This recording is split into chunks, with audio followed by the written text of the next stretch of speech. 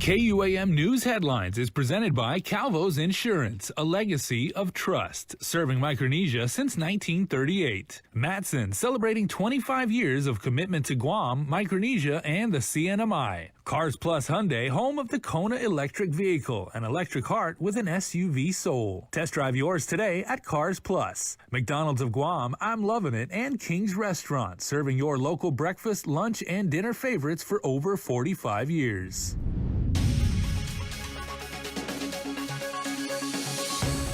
Ahead on primetime, lawmakers head into session. Plus, the Attorney General is taking on critics against his quarantine audit response. Chris Barnett has that story, and the heir to the late billionaire Larry Hillblum pleads guilty in Idaho to drug charges. The connection to Guam coming up. Half a day and good evening. An heir to a multi-million-dollar fortune pleads guilty to drug charges in a federal court in the state of Idaho. What does this have to do with Guam?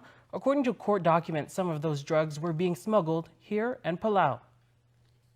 He was born into poverty, but later elevated to millionaire status after years of litigation, which ultimately confirmed he was one of several heirs to the late billionaire Larry Hillblum, the co-founder of shipping company DHL.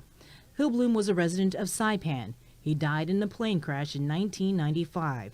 After his death, several women alleged he fathered their children. After years of trying to establish paternity, it was confirmed that Larry Hillblum Jr. was in fact his son. Hillblum was living the high life, but not in a good way. In 2005, in Guam, he was busted for drugs. In 2017, he was charged with drug trafficking in Palau. In June of last year, Hillblum was indicted in the District Court of Idaho, along with Morgan Kenny and Sean Robert Wathan, for conspiracy to distribute methamphetamine. Later that same year, in October, a superseding indictment included Zachary Craig Carlson in the conspiracy. On September 1st of this year, Hillblum signed a plea agreement. In that plea agreement, he admits that in the summer of 2015 through February 2016, he was involved in an organization which distributed meth. He and other co-conspirators would transport meth from North Idaho to Guam and Palau through international airports. They would conceal a mixture and substance containing meth in varied ways, either on their person or in their luggage, and pass through airport security. Once in Guam and Palau, the co-conspirators would meet with them and other local contacts, providing them with the drugs so that it could be distributed. Although his plea agreement left out some of the intricacies of the drug conspiracy, the sentencing memo filed involving co-defendant Morgan Kenny provided more details about this multi-million-dollar drug ring. Kenny, it turns out, is his younger half-brother. He moved to live with his brother Hillblum in Hope, Idaho, when he was 21 years old. He is now 35 and admitted to being in the drug conspiracy with his brother. He admitted he traveled at least 3 times to Guam and Palau to sell drugs. Court documents reveal that his brother's trip was part of several others involving multiple people in Hillblum's network. For this particular conspiracy, Hillblum allegedly bought a total of 108 pounds of meth from 2 suppliers in Washington. He traveled over 25 times along with co-conspirators to and from Palau and Guam, where he would sell the 108 pounds of meth for $24.5 million. Hillblum is scheduled to be sentenced in the U.S. District Court of Idaho before Judge B. Lynn Windmill on February 28, 2022. AG Levin Camacho clapping back at Senator Frank Blas Jr. and the public auditor. Here's more. Attorney General Levin Camacho responding to questions and criticisms delivered on the link by Senator Frank Blas Jr. and Public Auditor B.J. Cruz. The pair asking if AG will act on audit findings relative to the OPA's hotel quarantine audit. Auditor Cruz finding $3 million in questioned costs, a possible conflict of interest with the main procurer, and a hotel. Cruz saying the first round of hotel quarantine procurement performed by the governor's former legal counsel and son-in-law, Hai Hyun, did not comply with local law. Meanwhile, Senator Blas jumping into the fray, penning several letters to the AG, asking if there will be any action taken on the audit findings. The senator saying the AG never wrote him back, but Camacho giving us the tea this morning on the link. It's under active review, and it's disingenuous for anyone to say that we're ignoring any letters. I mean, we've been in contact with Senator Blas, and the OPA, he issued his findings. But it's absolutely not true that we're ignoring anyone or not doing anything. Unfortunately, we're living in a time where we elevate sound bites over substance, and talk radio is not really one where you're going to go into nuance, right? So our commitment has been to see through the noise, to make a decision based on law and evidence, and to not base our decision based on casting or strongly worded letters or people coming onto the show and bad-mouthing me. Camacho to the auditor, stay in your lane. The OPA, when it's like, okay, the OPA said something was wrong, therefore it's a crime, it's not that simple. And I just want to be very clear about that. The AG says it's not that simple, and what makes it complicated is a recent Supreme Court of Guam ruling. Basically saying the Organic Act vests the governor with ultimate authority over quarantine, which includes establishing quarantine facilities. And I know, Chris, you like to ask me, when do I ever disagree with the governor? This is one of those cases where we openly disagree with the governor, and we argue that Section 19605 was organic, and she won. The AG flipping the script on his critics, saying they are the ones who are doing nothing. The OPA and the legislature both have authority to take action, and neither of them are doing anything at this point other than sending letters. AG Camacho going in deeper on the auditor, saying he needs to be consistent, citing an earlier Link interview with Cruz. His job is to be the procurement police, and he went out and he debarred a vendor, and that was a very big thing, and he took shots at me in his decision, and it seemed to be selective when he's going to kind of put on his police procurement hat and when he's going to kind of kick the can down the road or pass the buck. For Guam's News Network, Chris Barnett reports. The recent environmental damage to the once pristine Marble Cave area has prompted a move to toughen the penalties against violators. Contractor Samsung ENC was issued a notice of violation by the Guam EPA, and the Attorney General also filed a complaint against the company for failing to follow the Soil Erosion and Sediment Control Law. Currently, the maximum fine is $125,000, but a bill by Speaker Therese Terlahi discussed during today's session would lift the cap completely. Terlahi says it's not intended to resolve the Marble Cave issue, but it is meant to provide more teeth to the regulations.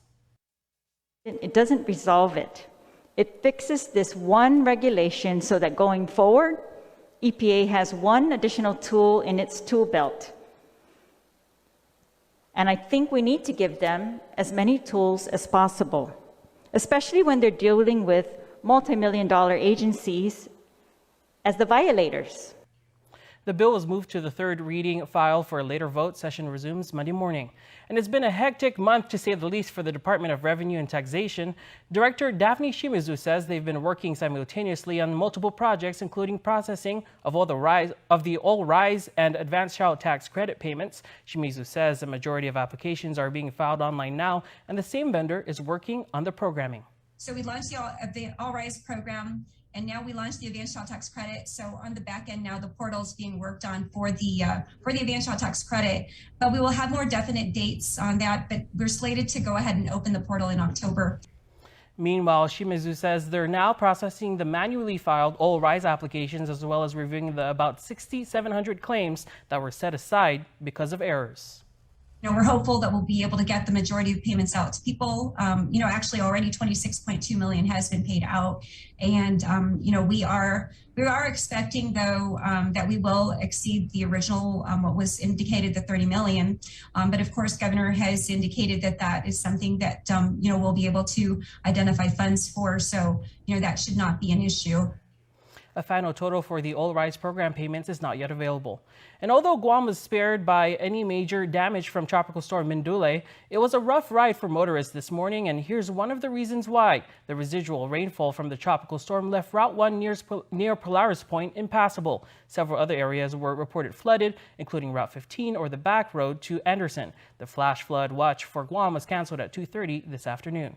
And today was the deadline for Government of Guam employees to get vaccinated in order to enter work. Otherwise, they need to undergo weekly COVID testing. The governor's office says as of today, 89% of line agency employees are fully vaccinated and 92% have at least their first dose of the COVID-19 vaccine. Adelup adds that less than 400 employees will be subject to testing. Tracking will be done weekly by their respective agencies. According to Governor's Communication Director Crystal Paco San Agustin, quote, Public Health has coordinated consolidated testing sites for agencies that share the same vicinity to decrease the demand to other testing sites. Anyone who has questions about the vaccine can speak to their doctor or trusted medical professional, end quote. And today, the CDC weighed in on COVID booster shots. The FDA granted emergency use authorization for booster shots of Pfizer's vaccine for certain groups late yesterday. Natalie Brand has the latest. A CDC advisory panel voted to recommend Pfizer booster shots for tens of millions of Americans, including those 65 years and older, nursing home residents, and 50 to 64-year-olds with underlying medical conditions. After much debate, a narrow majority also recommended booster shots for those 18 to 49 years old with underlying conditions, but the panel rejected recommending a third shot for those at risk because of their occupations. An emergency use authorization granted late Wednesday by the FDA for Pfizer booster shots included those potentially exposed to the virus because of their work. You're tasked with difficult decisions, weighing the risks and benefits, extrapolating from sometimes the wealth and sometimes the paucity of data available. The Biden administration says it's ready to put its booster plan in action following full approval, while also working to encourage unvaccinated Americans to get their initial shots. We remain committed to continuing our robust efforts to vaccinate as many people as possible. In Iowa City, a surge of COVID cases and staffing shortages have led to problems. The overwhelming majority of these patients are not vaccinated, and it's just really heartbreaking to know that a majority of this was preventable. The FDA's booster shot authorization only applies to people who received both doses of Pfizer's COVID-19 vaccine at least 6 months ago. The agency has not yet authorized booster shots for Moderna or Johnson & Johnson. About 26 million Americans have received 2 Pfizer shots at least 6 months ago. The Guam Department of Education is working to finalize their COVID-19 testing plan as the October 1st deadline is just around the corner and students return to school for face-to-face learning. KUAM's Isaiah Uggan has this report. Executive Order 2021-23 allows the resumption of face-to-face instruction for all schools, but they also must submit a COVID-19 screening testing plan by October 1st. It is an added layer of their COVID mitigation efforts. GDOE Superintendent John Fernandez said in a media meeting yesterday that they are still ironing out the details of the COVID testing plan. So, we are working to finalize the testing plan. As you know, it's due by October 1st, and we have put in a request to the governor's office for the supply of the available tests. And so our understanding is that they are going to get back to us with regard to delivery of the rapid tests as they become available. So we're still pending receipt of a supply of tests. And then, once we get those tests and finalize the plan, then we can implement it as directed. Fernandez pointed out that some 160 GDOE employees have been trained to administer the Abbott Binex rapid test. The governor's most recent executive order encourages flexibility for face-to-face learning, meaning allowing students to stay online if necessary.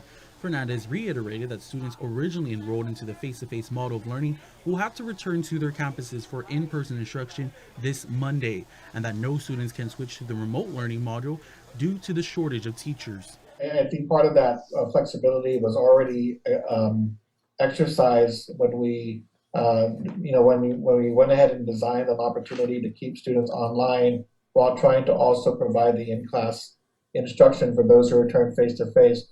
So again, the limitation there is really the ability to support students who are in school versus students who are online, and that really has to do with the number of teachers and our teaching shortage at the moment. So no further change has taken place with regard to the online model of learning. If you were face-to-face coming into the school year, you are expected to return to face-to-face instruction. Fernandez has this message for parents unsure about sending their child or children back to classes for face-to-face learning.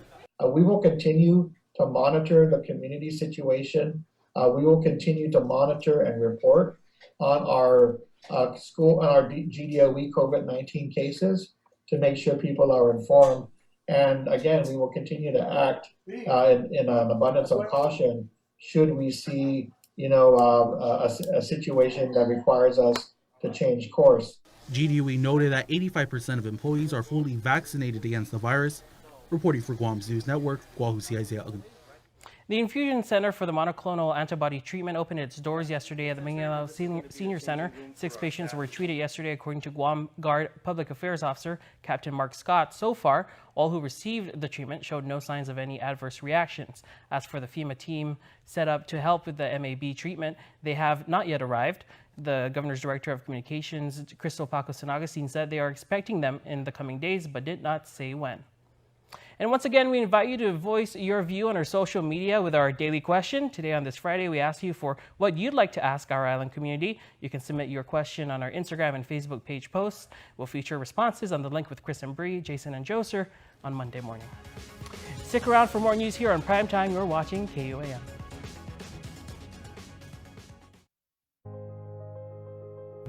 Our family was recently challenged with a difficult medical condition where my son needed a liver transplant. And I asked Cabo Select Care to assist me with that, and he required off-island care. In fact, it can only be taken care of off-island. So Cabo Select Care was there to help with all the referrals and the off-island coverage. GovGuam employees and retirees, enroll now. 100% truck, 100% Jeep. Experience next-level off-roading on your new Jeep Gladiator, the most capable off-road midsize pickup truck crafted for adventure, equipped with best-in-class towing capacity, legendary 4x4 Jeep capability, and backed by Guam's only lifetime powertrain warranty. Drive home in a 2021 Jeep Gladiator today, starting as low as $315 per paycheck during Jeep Adventure Days. Visit CarsPlusGuam.com to get pre-approved online today. Terms and conditions apply. Cars Plus, driven by you. When making the new Kentucky Fried Chicken sandwich, people asked how I felt about burger places selling fried chicken. I'd say that's none of my business. Just like making fried chicken is none of theirs. Get the new Kentucky Fried Chicken sandwich. It's finger-licking good. It's a special delivery to your inbox every week with your KUAM News Roundup, program advisories, and promotions. Sign up for the weekly KUAM Digital Digest today on KUAM.com. In Judge Alberto Tolentino's courtroom, 29-year-old Lawrence Vincent Fergerer was sentenced to 4 years behind bars for assaulting a 4-year-old girl with the intent to commit criminal sexual conduct back in 2020. In June, former prosecuting attorney Courtney Scalise secured the conviction through a plea agreement approved by Judge Jonathan R. Kwan. Attorney Scalise noted the concerns prosecutors had regarding the young age of the victim and the stress that a trial would have caused her and her family. The young victim and her mother's input were heavily considered prior to offering the plea agreement. She had no idea he recorded them having sex. On September 20th, a woman filed a harassment complaint against 29-year-old Jake John Uggan Sanchez. The 33-year-old victim alleges he sent an email with a video of them having sexual intercourse. The subject of the email was, quote, "Here's part challenge 1, Facebook or Insta," end quote. She told him to stop contacting her, but he persisted. The victim says she construed the video as a warning he was going to post it. Sanchez was charged with invasion of privacy, harassment, and unlawful distribution of images. And the Department of Correction reports 5 officers and 30 inmates tested positive for COVID-19. DOC Major Anton Uggan says the majority of the cases are coming from new detainees. People that are being arrested either by GPD or be brought in by the courts. These are where the bulk of our positives are coming from. The 5 officers are currently in isolation and contact tracing was initiated. There are currently 570 housed at the facility. DOC has in total inoculated 611 prisoners. Out of 195 employees, 182 or 93% are vaccinated. And during a Thursday meeting of the Commission on Postmortem Examinations, Attorney General Leven Camacho announced that several applications were submitted and rated eligible for the Chief Medical Examiner's position. AG Camacho and Guam Medical Society Dr. John Tachino were appointed to the search committee. They are tasked with interviewing and submitting recommendations to the Commission's at its next meeting, tentatively set for October 15th. Despite recruitment efforts, the position has remained vacant since the retirement of former CME Director Aurelio Espinola in 2018. Services have continued through 3 separate contracts with the Guam Memorial Hospital Authority for a pathologist in Saipan and a pair of forensic pathologists out of Hawaii. A little over $475,000 in U.S. Department of Interior grants was awarded to Guam Community College to install a grid-tied solar system. The new system will add more solar power capacity to their existing system. It will save the Manilao campus almost $54,000 a year. GCC is at the forefront of sustainable development, with the institution having 5 leadership in energy and environmental design certified buildings. The college is currently in the construction phase for 2 more LEED buildings. And some potentially groundbreaking research on diabetes, a highly prevalent disease on Guam, will be launching soon. According to an announcement of the planned study, artificial intelligence will be employed to collect local healthcare data from a variety of sources that can identify critical risk factors and provide insights into treating patients with diabetes. Dr. David Noloff is a leading researcher on the disease and is on the AI Health Medical Advisory Board. You can use that to make a diagnosis. You can use that to select the best treatment. You can use that to create a prognosis, what's likely to happen, and you can use that information for prevention. So all those 4 factors, diagnosis, treatment, prognosis, and prevention, all stem from monitoring data and then analyzing the data and using it to help the patient. The study is being supported locally by the Guam Regional Medical City, the American Medical Center, and Calvo Select Care. You can watch the full interview with Dr. Klonoff and Dr. Erica Alford on the next edition of InfoZoom. And Dr. Annette David of the Guam Behavioral Health and Wellness Center will be hosting a webinar on Monday, September 27th, about reducing the transmission on COVID-19. We all have the ability to protect ourselves and protect our community. And I think one of the things that we are so fortunate here in Guam is that the resources are available for testing, for vaccination, and for treatment. One of our strengths in Guam is that we are very community-oriented. We have a lot of care and concern for family and for our neighbors and friends. And I think that in the end, that is what will make the difference really for this pandemic, because, you know, pandemics, by the very name, you know, they affect everyone, and no one is in a vacuum. No one can really handle this by themselves. The webinar Countering the COVID-19 Pandemic, Everyone Has a Role, will run from 10 a.m. to 11:30 a.m. You may register at tinyurl.com/SEOW1. Sports is up next, and still to come, your Cold Storm Creamery birthday shoutouts.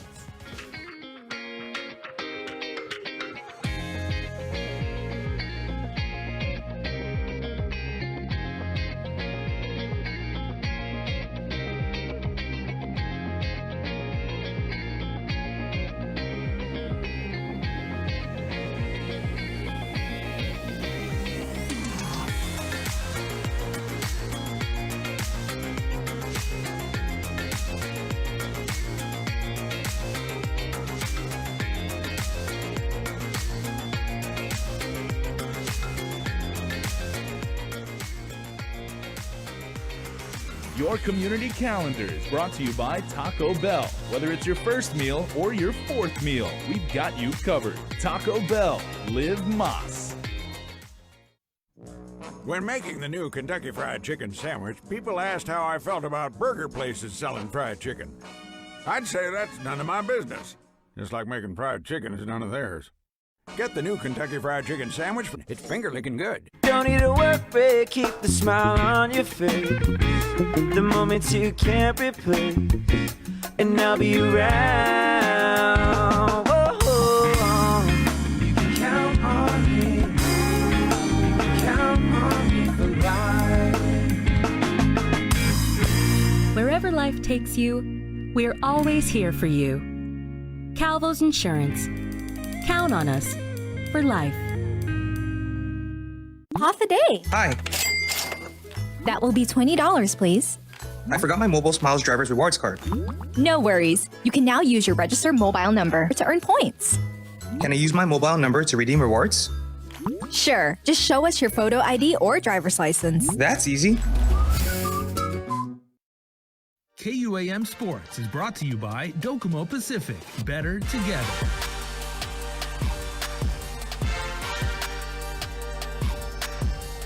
Guam Football Association officially announces the appointment of Sang-Hoon Kim as head coach of the Guam men's national team and Ross Awa as interim head coach of the Guam women's national team for AFC tournaments next month. I'm confident in both Coach Kim and Ross in their new roles with our men's and women's national teams, and I encourage all supporters to continue to track the progress of our senior national team, said Valentino Sengil, GFA president. The playoff round matches will be played October 9th and October 12th at the Khalifa Sports City Stadium in Issa Town, Bahrain. Guam's October 9th match will kick off at 8:30 p.m. Bahrain time, 3:30 a.m. plus 1 day Guam time, while the October 12th match will kick off at 7 p.m. Bahrain time, 2 a.m. plus 1 day Guam time. Currently, 30 domestic players have been training under Kim 4 times per week. The final selection of players will be made from a larger preliminary roster that includes players abroad eligible to play for Guam. Keeping with soccer news, Guam Football Association President Valentino Sengil became the newest Asian Football Confederation Executive Committee member, joining 27 others as one of 5 co-opted members. Sengil is the co-opted member representing the East Asian Football Federation. The EAFF nominated Sengil for the AFC seat in 2019. I'm very honored to be part of the AFC Executive Committee and look forward to working directly with my colleagues from other member associations to contribute to the continued success of football in Asia, Sengil said. In bowling news, J. Leon Guerrero marched to his second 2021 Budweiser King of the Lanes title after easily defeating his opponents in the elimination matches. Top seed Leon Guerrero threw 10 strikes during the semifinal match against 6th seed Mike Sanchez, toppling the lower seed 259 to 186, then carried on his winning ways against 5th seed Darryl Scott in the finale with a convincing 72-pin win over the defending monthly champion. The win puts Leon Guerrero second in the leaderboard of the year-end finals with 92 points. Keep it locked to the stations of KUAM for all your NFL action. We get you started early in the morning, Monday, September 27th at 3 a.m. NFL on CBS, KUAM TV 11, Cincinnati Bengals at the Pittsburgh Steelers. Then at 10:20 in the morning, change it over to KUAM TV 8 for some Sunday night football. The Green Bay Packers at the San Francisco 49ers. KUAM Sports is brought to you by Docomo Pacific. Better together.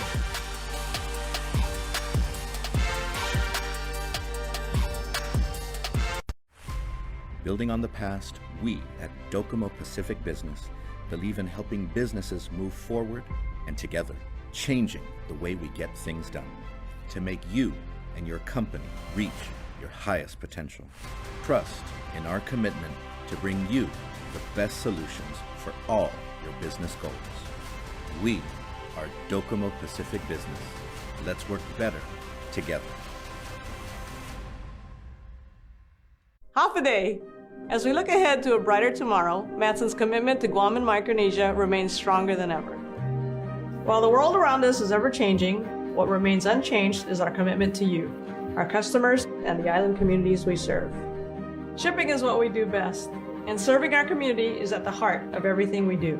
But we don't do it alone. This is why we support organizations that make caring for the people and the environment a top priority.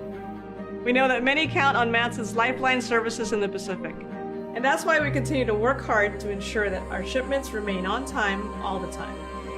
Matson recently added another Aloha-class vessel to our schedule. We now have 2 of Matson's largest and fastest ships serving Guam from the U.S. West Coast and Hawaii. With our new state-of-the-art vessels, we stand ready to support the region's economic recovery.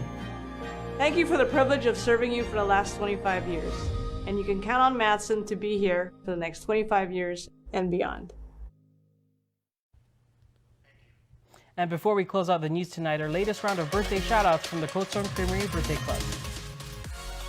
It's the end of the week, everybody, and on September 24th, some very, very special people are celebrating a birthday, so happy birthday to forever KUAM kid Facia Marie Manabusan Martin.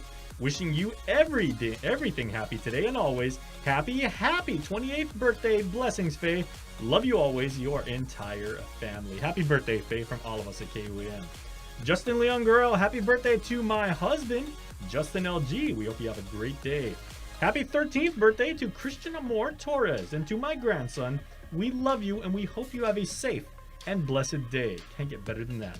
You're getting love from Grandpa, Auntie Jennifer, Dad, Auntie Hani, and of course, the whole family, each and every one of them. Sweet 16 birthday wishes today to Leah Flora Crisostomo. Love Ma and the family, especially your papa, who is always watching over you. Happy birthday. And Alona Uggan celebrates birthday number 42 today, and we hope you have a great day and know that we all love you. Your special birthday shout out is coming from John, Mom, Dad, and the entire family. That is a great group of Guamanians. We celebrate and we love each and every one of them, and we wish everyone a happy birthday. And it's that time of the week where we announce the winner of the yummy Cold Stone Creamery cake.